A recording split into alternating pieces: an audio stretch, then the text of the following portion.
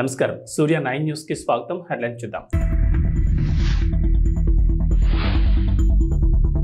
భూతాపంతో విస్తరిస్తున్న హిమాలయ సరస్సులు. కోమటిరెడ్డి బ్రదర్స్ పై రేవంత్ రెడ్డి ప్రశంసలు. రానున్న 5 రోజులు మరింత వేడి. చంద్రబాబుకు పరిపూర్ణానంద షాక్. చిరంజీవిపై మాటల దాడితో వైసీపీ తప్పిదం చేసిందా? విస్తృతమైన హిమనీ నదాలు మంచు కవచం వల్ల హిమాలయ పర్వతాలను మూడో ధ్రువం అని పిలుస్తారు. భౌతిక లక్షణాలు, సామాజిక ప్రభావాల పరంగా ప్రపంచ వాతావరణంలో మార్పులు అత్యంత సున్నితంగా ఉంటాయి. 18వ శతాబ్దంలో పారిశ్రామిక విప్లవం ప్రారంభమైనప్పటి నుంచి హిమనీ నదాలు తిరోగమనం, సన్నబడ్డం వంటి అపూర్వమైన మార్పులను ఎదుర్కొంటున్నాయని ప్రపంచవ్యాప్తంగా నిర్వహించిన పలు పరిశోధనలు వెల్లడించాయి. ఈ తిరోగమనం హిమాలయ ప్రాంతాల్లో కొత్త సరస్సులు ఏర్పడడానికి, ఇప్పటికే ఉన్న వాటి విస్తరణకు దారితీస్తోందని భారత అంతరిక్ష పరిశోధన సంస్థ ఇస్రో తాజా అధ్యయనం హెచ్చరించింది.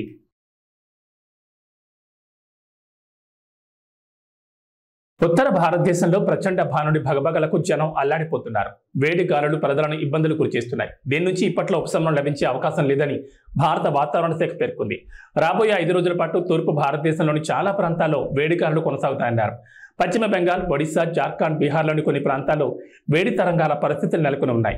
అలాగే అధిక తేమ కారణంగా కోస్తా ఆంధ్రప్రదేశ్, తమిళనాడు, పుదుచ్చేరి, కర్ణాటక, గోవా, కేరళ, పశ్చిమ బెంగాల్, బీహార్లోని ప్రజలు అలర్ట్గా ఉండాలని వాతావరణ శాఖ సూచించింది.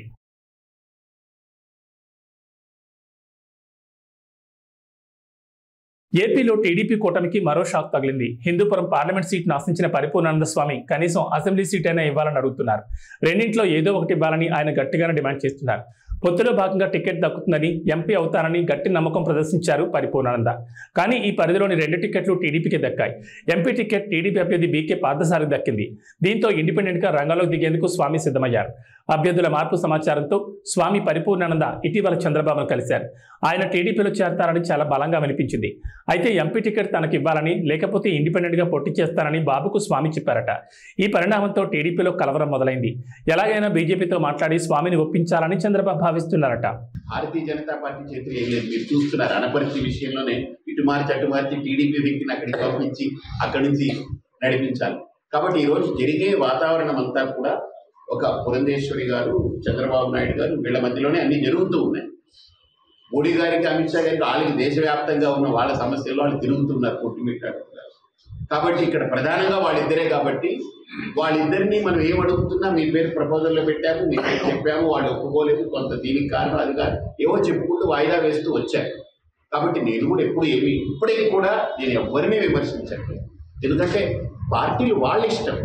ఇప్పుడు నేను సీటు కోసం నేను అడిగాను, అది వాళ్ళు ఇష్టమైతే ఇస్తారు, ఇష్టం లేకపోతే ఇవ్వరు. కానీ ఇండిపెండెంట్గా పోటీ చేయాలా లేదా అనేది నా ఇష్టం. మెగాస్టార్ చిరంజీవి రాజకీయాలకు దూరంగా ఉంటున్నారు. అయితే తన తమ్ముడు పవన్ కు మాత్రం మోరల్ సపోర్ట్ ఇస్తున్నారు. దీంతో వైసీపీ చిరంజీవిపై మాటలు దాడి చేసింది. ఇది తీవ్ర విమర్శల పాలవుతోంది. చిరంజీవి ఎన్డీఏ కూటమి అభ్యర్థులకు మద్దతు ప్రకటించడాన్ని సజ్జల రామకృష్ణారెడ్డి, పేర్ని నాని తీవ్రంగా వ్యతిరేకించారు.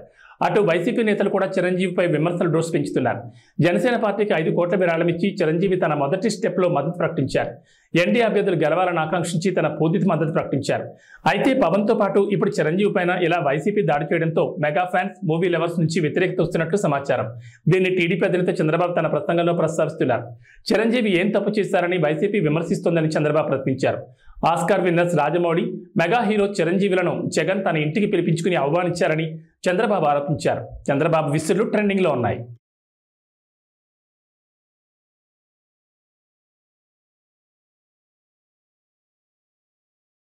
కడప జిల్లా ఒంటిమిట్టలో సీతారామ కళ్యాణం నిర్వహించున్నారు. సాధారణంగా అన్ని ఆలయాల్లో శ్రీరామనవమి రోజున కళ్యాణం జరుపుతారు. ఇక్కడ మాత్రం నవమి తర్వాత చతుర్దశి రోజున పండు వెన్నెల్లో స్వామివార్ల పెళ్లి వేడుక నిర్వహిస్తారు. ఇప్పటికే అధికారులు అన్ని ఏర్పాట్లు పూర్తి చేశారు. ఎలక్షన్ కోడ్ నేపథ్యంలో ఈ ఉత్సవానికి సీఎం జగన్ బదులు దేవాదాయ శాఖ ప్రత్యేక ప్రధాన కార్యదర్శి పట్టు వస్త్రాలు సమర్పిస్తారు. ఈ సాయంత్రం 6:30 నుంచి రాత్రి 8:30 వరకు ఈ కార్యక్రమం కొనసాగుతుంది. కడప, అన్నమయ్య, రాయచోటి, తిరుపతి, చిత్తూరు, నంద్యాల, కర్నూలు జిల్లాల నుంచి లక్షలాది మంది భక్తులు ఈ బ్రహ్మోత్సవాలకు హాజరవుతారని అధికారులు అంచనా వేస్తున్నారు. కళ్యాణోత్సవాన్ని నేరుగా తిలకించలేని వారి కోసం 28 ఎల్ఈడి స్క్రీన్లను అమర్చారు. గ్యాలరీలో ఉండే భక్తులకు ఉపశమనం కలిగించడానికి 200కు పైగా ఎయిర్ కూలర్లను అందుబాటులో ఉంచారు. సీతారాముల కళ్యాణోత్సవానికి విచ్చేసే ప్రతి భక్తుడికి గ్యాలరీలోని తలంబరాలు, శ్రీవారి లడ్డూ ప్రసాదాలను అందిస్తారు. దీనికోసం టీటీడీ అన్ని ఏర్పాట్లు పూర్తి చేసింది. భువనగిరిలో రోడ్ షో సందర్భంగా కోమటిరెడ్డి అభిమానులను రంజింపజేసేలా మాట్లాడారు సీఎం రేవంత్ రెడ్డి. దాంతో పాటు సీఎం అయ్యే అర్హత ఉన్న వ్యక్తి కోమటిరెడ్డి వెంకటరెడ్డి అని చెప్పి ఆయన అభిమానులందరిలో శభాష్ అనిపించుకున్నారు. కష్ట నష్టాల్లో పేదలకు సేవలు అందించడంలో కోమటిరెడ్డి బ్రదర్స్ మంచి పేరుందని చెప్పారు. ఉద్యమంలో మంత్రి పదవిని త్యాగం చేసిన నాయకుడు కోమటిరెడ్డి వెంకటరెడ్డి. తెలంగాణ రాష్ట్రం వచ్చాకే మంత్రి పదవి తీసుకుంటానని చెప్పి నల్గొండ పోరాట యోధుడు వెంకటరెడ్డి అని రేవంత్ రెడ్డి కొనియాడారు. జగదీష్ రెడ్డిని ఉద్దేశించి భూమికి మూరెడు లేని సన్నాసి మంత్రి పదవి కోసం కాకాపడుతున్నారని, రాజగోపాల్ రెడ్డినే విమర్శిస్తున్నాడని ఫైర్ అయ్యారు. ఆనాడు సోదరిమణి బెల్లి లలిత గుర్తొస్తుంది. భువనగిరి గడ్డ అంటే గుత్పల సంఘం పెట్టిన దొడ్డి కొమరయ్యను ఈ ప్రాంతం ఎప్పటికీ మరవదు. మిత్రులారా, ఇవాళ నేను మీతోని మనసు విప్పి మాట్లాడదలుచుకున్నా. ఈ తెలంగాణ రాష్ట్రం ఆనాడు హైదరాబాదు సంస్థానం ఆదిలాబాదు జిల్లాలో కొమరం భీం రామ్జీ గోండు జల్ జమీన్ జంగల్ అని భూమి కోసం, భుక్తి కోసం, విముక్తి కోసం వాళ్ళు మొదలుపెట్టిన పోరాటం ఈ నల్లగొండ గడ్డ మీద మా ఎర్ర జెండా సోదరులు సాయుధ రైతాంగ పోరాటం మొదలుపెట్టి నిజాంల నుంచి రజాకర్లను జై జై కాంగ్రెస్, హస్తం గుర్తుకే, హస్తం గుర్తుకే. ధన్యవాదాలు సోదరులారా. దూరం నుంచి వచ్చారు. ఈ ఉత్సాహంలో ఎక్కువ స్పీడ్గా ఓకర్రి, జాగ్రత్తగా ఓన్రి. ఎన్నికల వరకు గ్రామాలల్లో కంచేసి బూతుల కాడ కాపలా కాసి గెలిపించండి. మళ్ళా భువనగిరికి వచ్చి మిమ్మల్ని కలిసి మీతో సావధానంగా మాట్లాడతాను తెలియజేస్తూ మీ అందరి దగ్గర సెలవు తీసుకుంటున్నా. మిత్రులారా,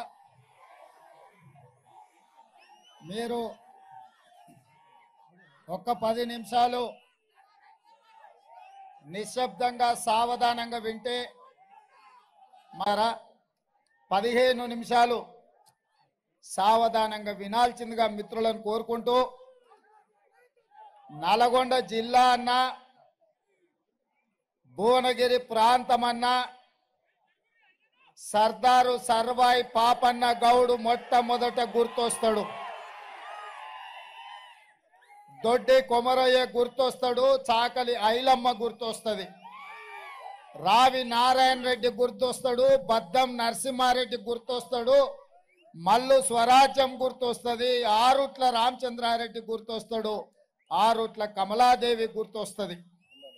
ధర్మ భిక్షం గుర్తొస్తాడు. కొండా లక్ష్మణ్ బాపూజీ గుర్తొస్తాడు. ఆనాడు సోదరిమణి బెల్లి లలిత గుర్తొస్తుంది. భువనగిరి గడ్డ అంటే గుత్పల సంఘం పెట్టిన దొడ్డి కొమరయ్యను ఈ ప్రాంతం ఎప్పటికీ మరవదు. మిత్రులారా, ఇవాళ నేను మీతోని మనసు విప్పి మాట్లాడదలుచుకున్నా.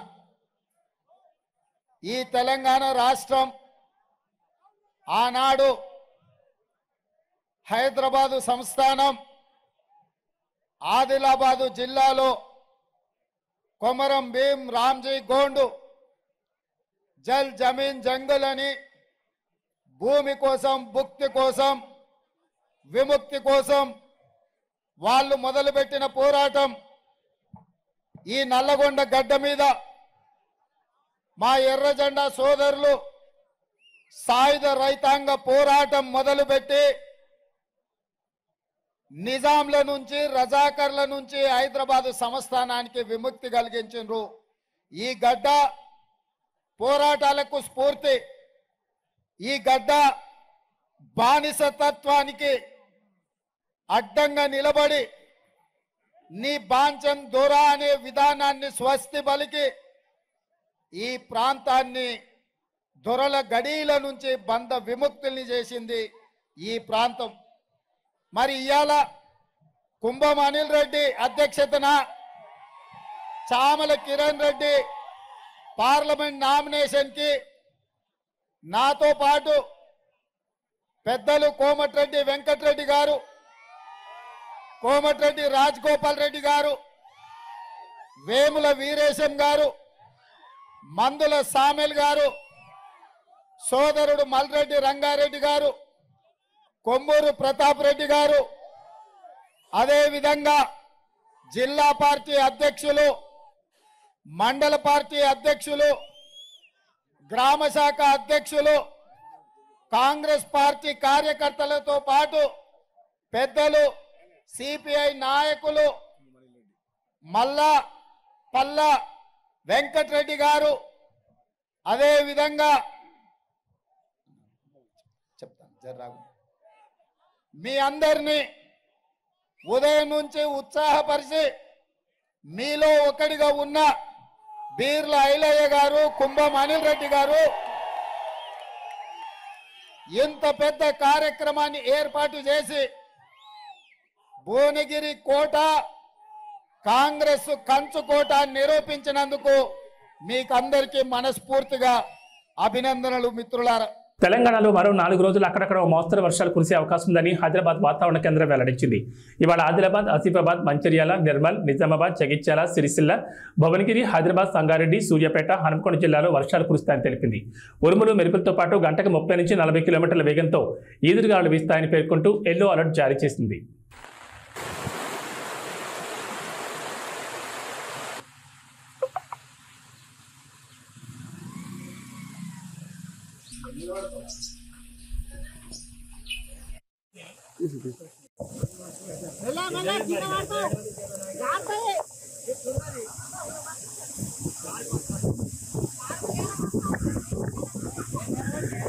ప్రపంచం తల్లకిందులైన ఆగస్టు 15 లోపు రుణమాఫీ చేసి తీరుతామని సీఎం రేవంత్ రెడ్డి మరోసారి స్పష్టం చేశారు.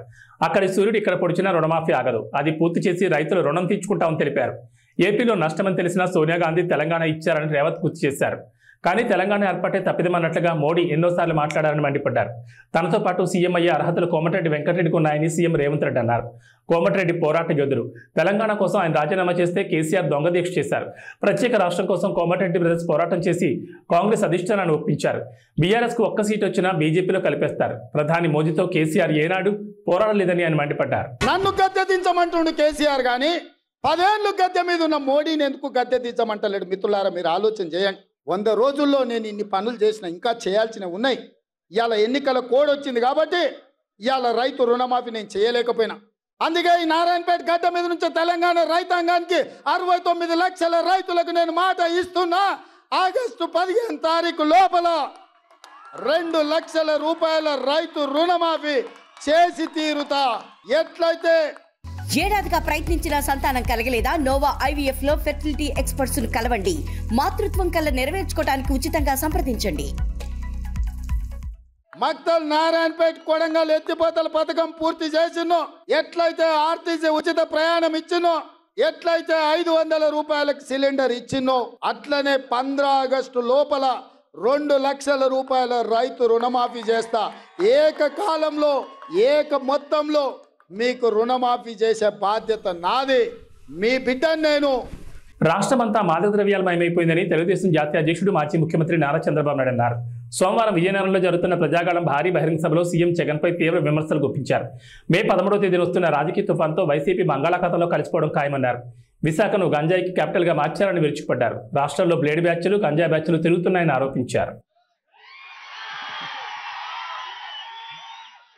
నాకన్నా పెద్దోళ్ళు, నాకన్నా ఎక్స్పీరియన్స్డ్ పీపుల్, నాకన్నా చాలా అనుభవం ఉందని చెప్పి గొప్పలు చెప్పుకునే వాళ్ళు చాలామంది ముఖ్యమంత్రులుగా కూడా పనిచేశారు. కానీ నేను ఒకటి అడుగుతా ఉన్నా మీ అందరితో కూడా. ఇంతమందిని మీరు చూశారు. మరీ ముఖ్యంగా రాష్ట్రం విడిపోయిన తర్వాత నాకన్నా ముందు 75 ఏళ్ల ముసలాయన కూడా పరిపాలన చేయడం కూడా చూశారు. ఆయన ఏకంగా 14 సంవత్సరాలు ముఖ్యమంత్రిగా పరిపాలన చేశాడు. 3 సార్లు ముఖ్యమంత్రి అయిగా పరిపాలన చేశాడు. మరి అటువంటి గొప్ప పాలనలు కూడా మీరు చూశారు కదా. నేను మిమ్మల్ని అడిగేది ఒకటే అడుగుతా ఉన్నా. నేను చాలా చిన్నోన్ని, నేను చాలా వయసులో కూడా చిన్నోన్ని, చాలా చిన్నోన్ని కూడా. నేను అడుగుతా ఉన్నా, మరి ఇంత చిన్నోడు చేసిన పనులు ఇదే ఒక గ్రామంలోనే 14 ఏళ్ళు ముఖ్యమంత్రిగా ఎక్స్పీరియన్స్ ఉన్నోళ్ళు లేకపోతే చేశారా అని అడుగుతా ఉన్నా మీ అందరితో కూడా. ఇలా 2 చేతులు పైకి ఎత్తాలి, ఇలా ఇలా ఇలా ఇలా ఇలా ఇలా ఇలా ఇలా ఇలా ఇలా ఇలా ఇలా ఇలా ఆలోచన చేయమని అడుగుతా ఉన్నా. ఈరోజు ఏ రకంగా బ్రతుకులు మారాయి, ఏ రకంగా జీవితాలు మారాయి, ఏ రకంగా వ్యవస్థలోకి మార్పులు తీసుకురాగలిగాము అన్నది ఒక్కసారి గమనించమని చెప్పి కోరుతా ఉన్నా. ఈరోజు ఈ బటన్ నొక్కడమే కాదు, అక్క చెల్లెమ్మల కుటుంబాలకు ఆర్థిక సాధికారత ఇవ్వడమే కాదు, ఇదొక్కటే కాదు జరిగింది. ఈ లిస్టు చదివేటప్పుడు నేను చెప్పా, విద్యా కానుక గురించి కూడా చెప్పా, అదే మాదిరిగా ట్యాబుల గురించి కూడా చెప్పా. ఈ విషయాలు చెప్పేటప్పుడు ఇవి కూడా చెప్పా. ఒకసారి ఆలోచన చేయమని అడుగుతా ఉన్నా. గతంలో ఎప్పుడూ జరగని విధంగా ఈరోజు గ్రామాలు బాగుపడ్డాయి, స్కూళ్ళు మారిపోయాయి, స్కూళ్ళల్లో డిజిటల్ బోధన అందుబాటులోకి వస్తూ ఉంది, పిల్లల చేతుల్లో ట్యాబులు కనిపిస్తూ ఉన్నాయి, స్కూళ్ళన్నీ ఇంగ్లీష్ మీడియంతో కనిపిస్తూ ఉన్నాయి, టెక్స్ట్ బుక్కులు కూడా ఒక పేజ్ ఇంగ్లీష్ ఉంటే మరో పేజ్ తెలుగుతో బైలింగ్వల్ టెక్స్ట్ బుక్కులు ఈరోజు మన పిల్లల చేతుల్లో కనిపిస్తూ ఉన్నాయి. మొట్టమొదటిసారిగా స్కూళ్ళు బాగుపడ్డాయి, మొట్టమొదటిసారిగా మన గ్రామాలలో విలేజ్ క్లినిక్లు ఇక్కడే వచ్చాయి, ఫ్యామిలీ డాక్టర్లు ఇక్కడే వస్తూ ఉన్నారు. ఆరోగ్య సురక్షతో ప్రతి ఇంటిని కూడా జల్లెడబడుతూ ప్రతి పేదవాడికి కూడా టెస్టులు కావాలన్నా మందులు కావాలన్నా నేరుగా ఇంటికే వచ్చి చేస్తూ ఉన్నారు. స్కూళ్ళు బాగుపడ్డాయి, వైద్యం బాగుపడ్డాయి. ఎప్పుడు చూడని విధంగా ఆర్బీకే రైతు భరోసా కేంద్రం మన గ్రామంలోనే కనిపిస్తూ ఉన్నారు. ప్రతి రైతన్నను చెయ్యి పట్టుకొని నడిపిస్తూ ఉన్నారు. ప్రతి ఎకరా ఈ క్రాప్ అయింది. పంటలు కూడా ఉచిత పంటల బీమా కింద. ఇంతకు ముందు అయితే పంటల బీమా ఎలా చేసుకోవాలన్నా కూడా చాలా మందికి తెలియదు. క్రాప్ లోన్ల కోసం వెళ్ళినప్పుడు మాత్రమే ఆ బ్యాంకులు ఒక 5% 4% కట్ చేసుకుని ఆ లోన్లో ఇన్సూరెన్స్ మాత్రం వాళ్ళకి ఇచ్చేవాళ్ళు, ఇన్సూరెన్స్ ప్రీమియం కింద. ఒకవేళ క్రాప్ లోన్స్ పుట్టకపోతే, క్రాప్ లోన్స్ కోసం బ్యాంకులకు వెళ్ళకపోతే ఇన్సూరెన్స్ కూడా ఎలా చేసుకోవాలన్నా కూడా తెలియని పరిస్థితిలో వ్యవస్థ బతికేది. అలాంటిది ఈరోజు గ్రామంలోనే ఆర్బీకే ప్రతి ఎకరా ఈ క్రాప్, ఉచిత పంటల బీమా, ఇన్పుట్ సబ్సిడీ కూడా నష్టం జరిగిన వెంటనే ఆ సీజన్ ముగిసేలోగానే ఇస్తా ఉన్న గొప్ప ప్రక్రియ. ఎప్పుడు చూడని విధంగా రైతన్నలకు పెట్టుబడి విషయంలో, పెట్టుబడి కోసం రైతన్నకు సహాయంగా ఏకంగా 13,500 రూపాయలు రైతన్నకు పెట్టుబడి సహాయంగా ఇచ్చే గొప్ప మార్పు జరిగింది కూడా కేవలం మీ బిడ్డ హయాంలోనే. వ్యవసాయం మారింది, స్కూళ్ళు మారాయి, గ్రామంలో కనిపిస్తూ ఉన్న హాస్పిటళ్ళు మారాయి, ఆరోగ్యశ్రీ విస్తరించింది. ఏకంగా 3,300 ప్రొసీజర్లకు తీసుకొని పోయినాం. ఏకంగా 25 లక్షల దాకా ఈరోజు ఏ పేదవాడైనా కూడా జేబీలో ఆరోగ్యశ్రీ కార్డు ఉంటే 25 లక్షల దాకా ఉచితంగా వైద్యం చేయించుకునే గొప్ప పరిస్థితి ఈరోజు ఉంది. ఆలోచన చేయమని అడుగుతా ఉన్నా. మార్పులు అన్నది ఏ స్థాయిలో జరుగుతూ ఉన్నాయని చెప్పి ఒకసారి ఆలోచన చేయమని అడుగుతా ఉన్నా. ఈరోజు అక్క చెల్లెమ్మల్లో, ప్రతి అక్క చెల్లెమ్మల్లోనూ ముఖంలో ఈరోజు ఆత్మవిశ్వాసం కనిపిస్తూ ఉంది. ప్రతి అక్క చెల్లెమ్మ కూడా ఈరోజు తన కాళ్ళ మీద తాను నిలబడడానికి అక్క చెల్లెమ్మలు ఈరోజు ప్రణాళికలు వేసుకుంటా ఉన్నారు.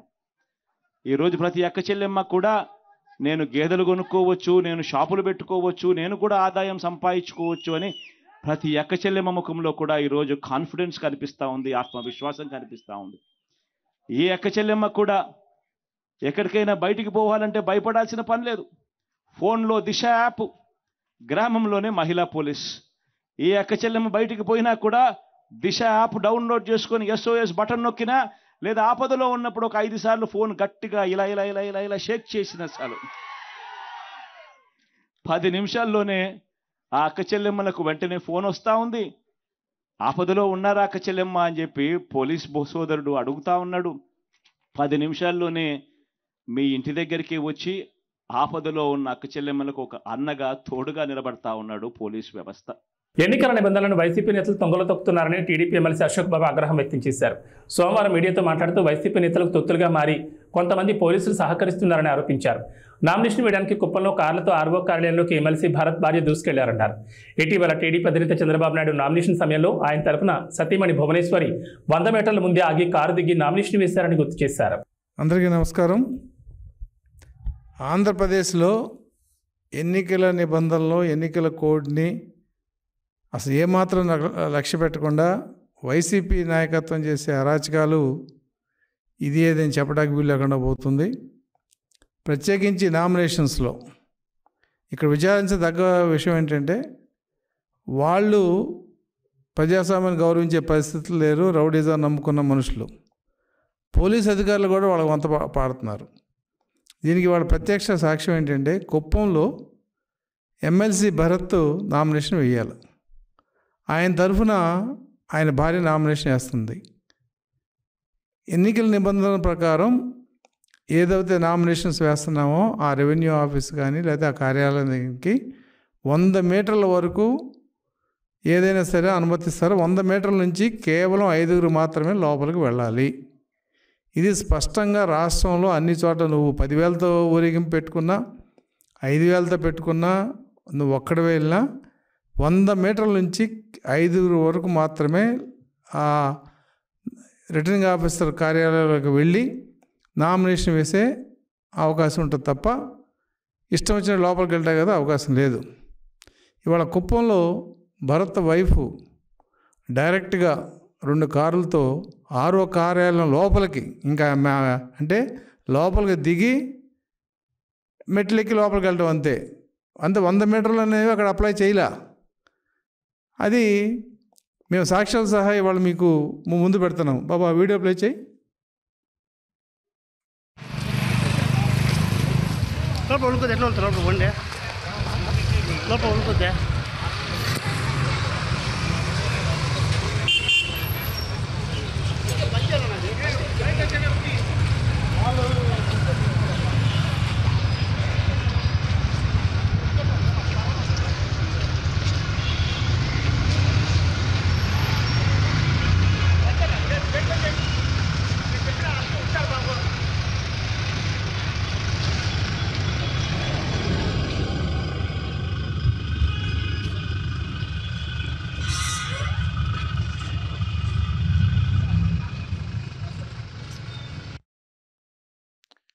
ఇది పరిస్థితి. అంటే రిటర్నింగ్ ఆఫీసర్ కార్యాలయంలోకి స్టెప్స్ దాకా వెళ్ళి అక్కడ దిగి లోపలికి వెళ్ళే పరిస్థితి. పోనీ ఆవిడ క్యాండిడేటా? కాదు, క్యాండిడేట్ తరఫున క్యాండిడేట్ భార్య. అంటే ఏమిటి నిర్లక్ష్యం. ఇంకా దౌర్భాగ్యం ఏంటంటే, అక్కడ పోలీస్ వ్యవస్థ వాళ్ళు స్వాగతం చెప్తున్నారు. వాళ్ళకి చక్కగా గేట్లు తీశారు. కారు లోపలికి వెళ్ళి వాళ్ళు దిగిన తర్వాత గేట్లు తీసి వాళ్ళు రివర్స్ చేసుకున్న తర్వాత గేట్లు వేస్తున్నారు. ఇక్కడ ఇంకో వ్యక్తిని నేను చెప్పాలి. శ్రీనివాసమూర్తి అని AP civil supplies corporation director, అతను ఆయన కూడా లోపలికి వెళ్ళాడు స్కూటర్ మీద. ఆయన దేనికి వెళ్ళాడంటే ఎవరు సమాధానం చెప్పట్లా. ఆయన వెళ్ళాడు, బయటకు వచ్చాడు. ఈ వెహికల్ కూడా ముందున్న ఫార్చ్యూనర్ కారులో చక్కగా ఎమ్మెల్సీ చిత్తూరు డిస్ట్రిక్ట్ అని చెప్పి నేమ్ ప్లేట్ కూడా ఉంది. ఏం కావాలి ఎందుకంటే ఎవిడెన్సు? ఎలక్షన్లు అనేవి నిష్పక్షపాతంగా జరిగితేనే ప్రజాస్వామ్యం బతుకుద్ది. మీరు ఇటువంటి చెంచాగిరి చేసే మట్టికి ఖచ్చితంగా మీ ఉద్యోగాలకు భద్రత ఎలా ఉంటుందనేది జూన్ 4 తర్వాత మీరే చూస్తారు. కాబట్టి ఇప్పటికైనా సరే అధికారులు, పర్టికులర్గా పోలీసు అధికారులు కానీ మిగతా అధికారులు కానీ, మీరు చట్టాన్ని ఉన్నట్టుగా అమలు చేయగలిగితేనే మీకు రక్షణ ఉంటుంది. మీరు చట్టాన్ని ఎవడికో అమ్మేసుకుంటే తెలుగుదేశం పార్టీ చూస్తూ ఊరుకోదు. మీరు ఏం చేసినా జూన్ 4 తర్వాత ప్రభుత్వం, తెలుగుదేశం పార్టీ అధికారంలోకి వస్తుంది. కాబట్టి ఇటువంటి చెంచాలని ఖచ్చితంగా ఉంచే ప్రయత్నం అయితే జూన్ 4 తర్వాత జరుగుద్దని తెలుగుదేశం పార్టీ తరఫున, ఇది బెదిరింపా, రిక్వెస్టా, లేదంటే హితవా ఏదనుకున్నా కూడా వాస్తవం అయితే మేము చెప్పదలుచుకున్నాం. కుప్పంలో జరిగిన ఈ సంఘటనని మేము central election, state election commission దృష్టికి తీసుకెళ్ళి అధికారుల మీద ఖచ్చితంగా చర్య చేసే విధంగా మేము ఈ అంశాన్ని తీసుకుంటామని తెలియజేస్తున్నాం.